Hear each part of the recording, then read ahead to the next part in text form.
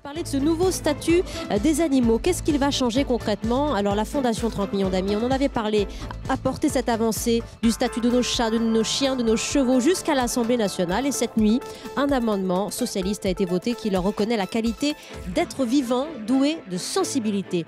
Bonjour et bravo, Réa Hutin d'abord. Bonjour. Présidente de la Fondation 30 millions d'amis. Alors ça veut dire que dans le Code civil, nos animaux ne seront plus considérés comme des biens meubles, mais comme des êtres doués de sensibilité. Ça, pour vous, c'est une première victoire. C'est vraiment on s'en réjouit vraiment parce que c'est un premier pas. C'est vrai que jusqu'à présent, le Code civil considérait nos animaux comme des chaises ou comme un meuble.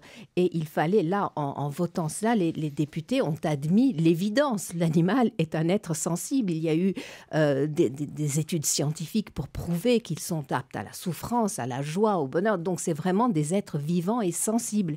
En plus de cela, le code pénal le reconnaissait déjà comme un être sensible. Le code rural également. Le code rural aussi. Donc, il fallait quand même harmoniser notre droit. Le code civil, c'est le pilier du droit français. Donc, il fallait quand même qu'ils se rendent à l'évidence que l'animal n'est pas un objet. Donc, c'est un premier pas très important. On aurait souhaité que l'on puisse avoir une catégorie animaux entre les biens et les personnes. Bon, ils ne sont pas allés jusque-là, mais ils ont au moins reconnu que l'animal est un être sensible.